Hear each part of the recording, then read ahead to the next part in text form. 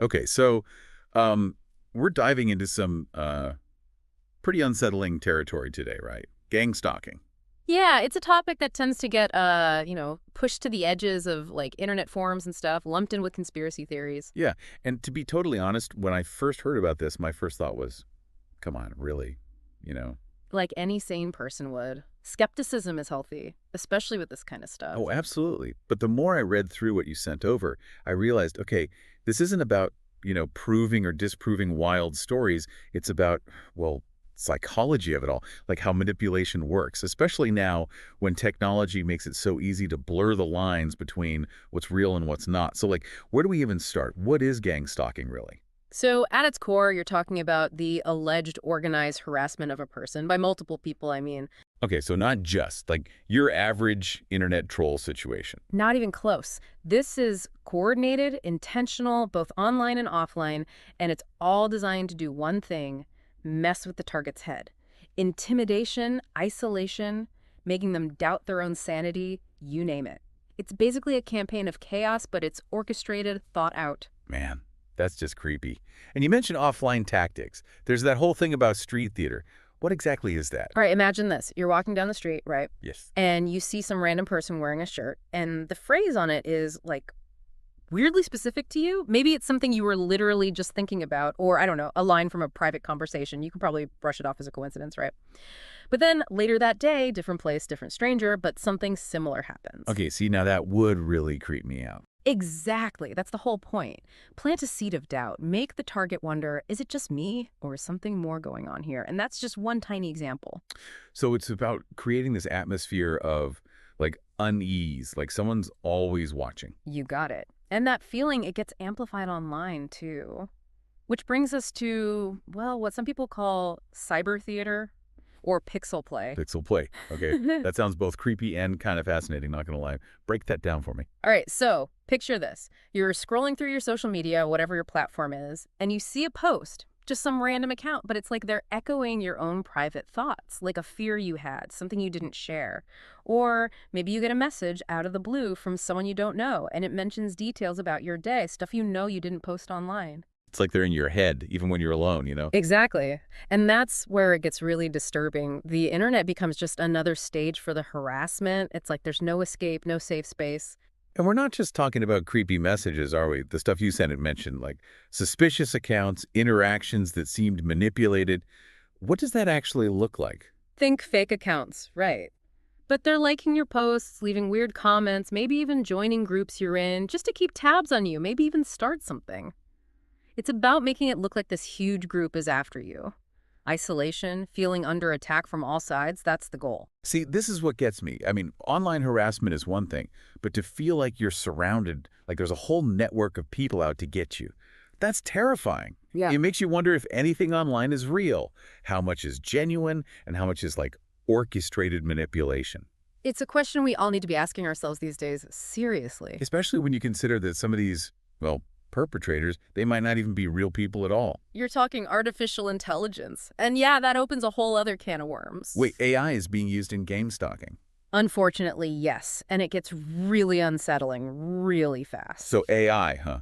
I gotta say, this is where things start to get a little too Black Mirror for me. Yeah. You know? Yeah, it's definitely unsettling. Like, we're talking about taking an already shadowy world and adding this whole other layer of manipulation on top of it. And AI, it's the perfect tool for that. So break it down for me. How's it actually being used? Are we talking like Terminator robots tailing people? Not quite. Although, I guess you never know, right? But seriously, think back to what we were talking about before. Suspicious accounts, coordinated messages, that whole make it look like a crowd thing. Right, right. Now, imagine that a big chunk of those accounts, those messages, they're not even real people. They're bots, powered by AI. Hold on. So instead of like a whole group of people, it could be just one person, using AI to make it look like a whole campaign. Exactly. Program the bots to leave certain comments, join specific groups, maybe even send direct messages. It all feeds into that feeling of being watched, targeted, and the target never knows for sure who's real and who's not. So basically they're using AI to like amplify the whole psychological thing without needing actual people. Yeah. Which, in a way, is almost scarier, right? Because then you start doubting every interaction, every little thing you see online. And that constant doubt, that's what this is all about. It's the core of it. Remember cyber theater. Now picture AI-generated content mixed in. What's real, what's fake? It gets harder and harder to tell, and that messes with your head. It's like that whole tree falling in the forest thing, but online. If a comment pops up, and it wasn't even written by a person, does it matter? I mean, the effect is still there, right? Right. Exactly. It makes you wonder how much of what we see online is actually real human interaction and how much is just algorithms. You know, stuff designed to get a reaction, mess with your emotions. Man, it's pretty disturbing when you think about it. Honestly, makes me want to just, like, chuck my phone in a lake and live off the grid. I feel you. But seriously, just knowing about this stuff, that's a huge step. Yeah. Awareness is key. The more we understand these tactics, the better we can spot them, protect ourselves, you know? And one of the big ones, the ones that really gets me, is gaslighting. It came up a lot in the research, and man, it's just messed up. Yeah, gaslighting, that's like the heart of a lot of these alleged gang stalking campaigns. It's Mm. insidious. For people who don't know, can you like explain exactly what it is Yeah. and how it fits into all this? Okay, so gaslighting, it's all about making someone doubt themselves, their own memories, their sanity, their grip on reality, everything.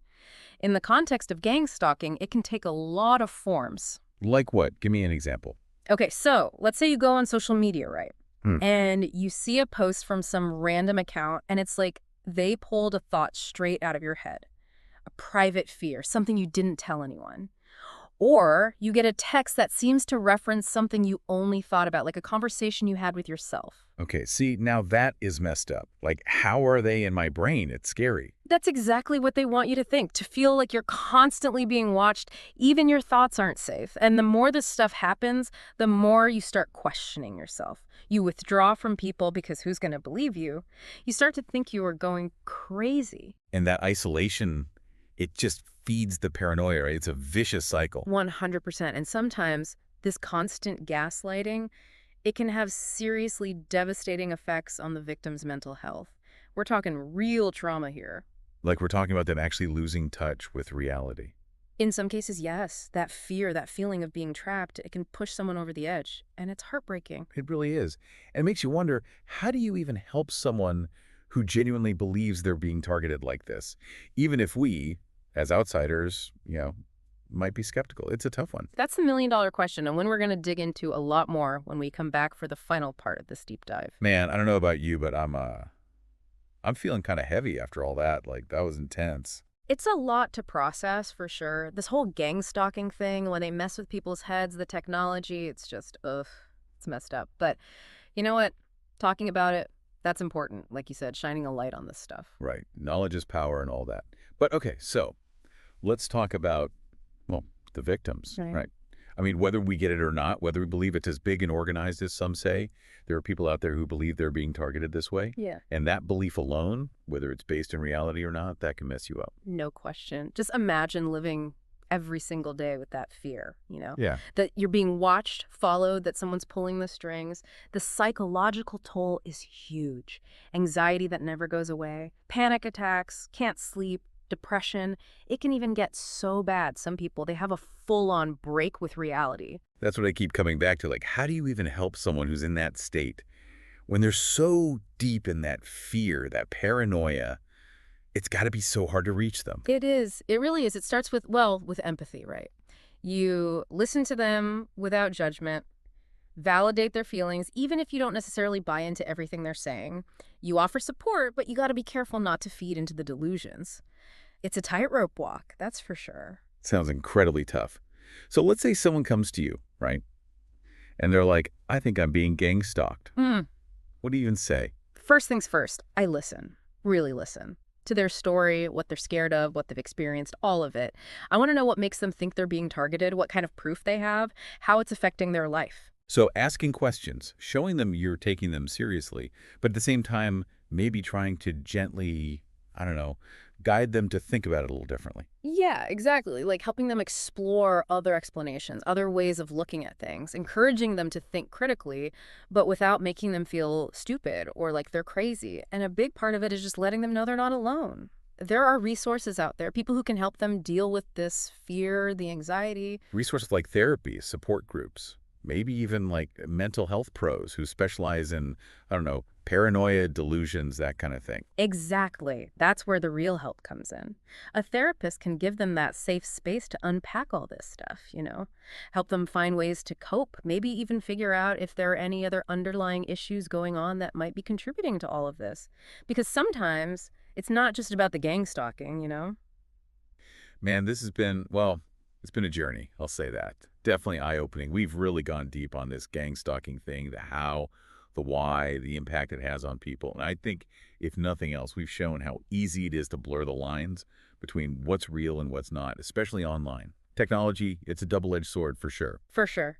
But I think the big takeaway here, the thing everyone should remember, is that awareness is huge. The more we talk about these tactics, the more people know what they look like, the better chance we have of protecting ourselves and others. 100%.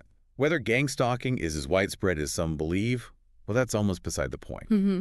Because the tactics, they're real. People are using this stuff, and it can do serious damage. Exactly. We can't just brush it off as conspiracy theories or whatever. We got to be critical. Yeah, but compassionate too. Because at the end of the day, these are real people struggling with real fear, real anxiety, feeling totally vulnerable. Well said. This has been a really, really insightful conversation. I appreciate you coming on and diving into this with me. It's not easy stuff to talk about, but it's Pero important. no problem at all. Happy to do it. And hey, to anyone listening out there, you are not alone, okay? If you're dealing with this, if someone you know is going through it, please reach out for help. There are resources, there is support, and there is hope.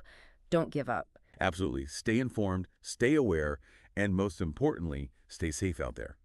Until next time, everyone, keep those minds curious, but keep your hearts kind.